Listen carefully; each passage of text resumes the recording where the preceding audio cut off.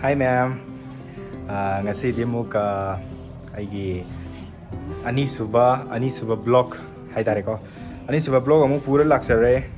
Ani suba blog china kaino hai bada koi gi lai gi rum khara ucharake koi gi lai gi ne ko do white temple hai tare ning to khongi white temple.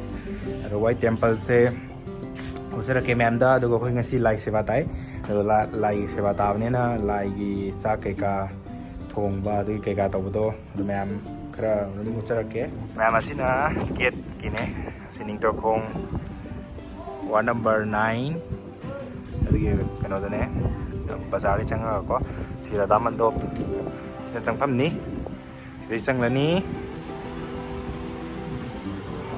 basi manunggi leiba am phajabane ma'am su lakpiu am phajabne white temple haina radha mandap ai khangna bani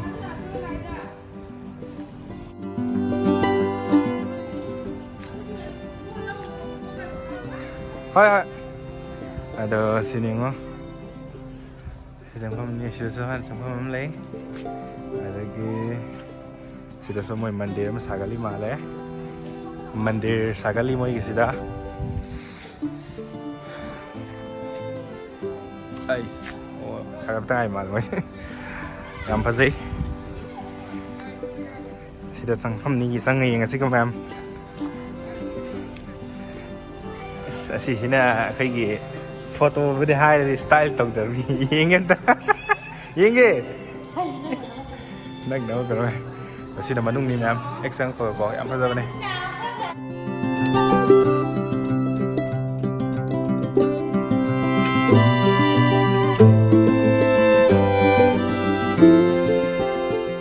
adagi white temple asu sarage white temple khaigi I'm a father of a white temple. Wow.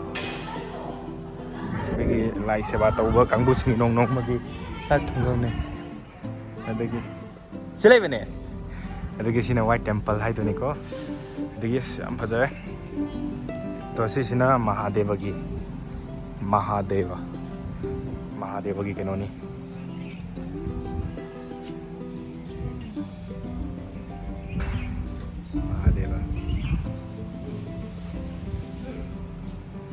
Mahadeva ki temple ni sina pukri siam pada bane asidagi ising ka khat pane mai se khangbra yang so white temple wow yang pada ya bane sigi white temple chu lai arati taurani lai arati tauraga koi ki keng kang ka tarani aduga adu loibaga larti loibaga khoi gi chak ki thorang laktine ko adu ma'am adu yengmina si makha tab mu chara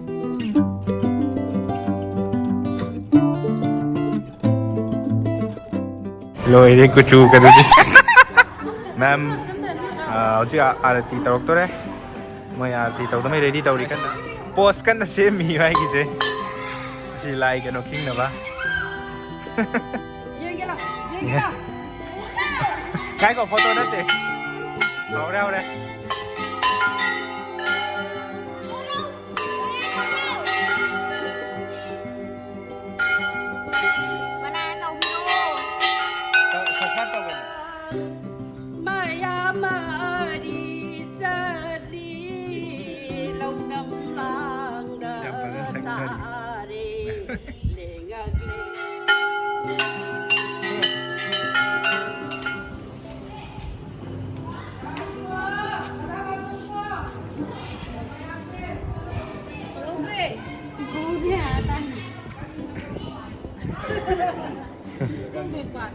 mayam adudi chak cha lorga mu charage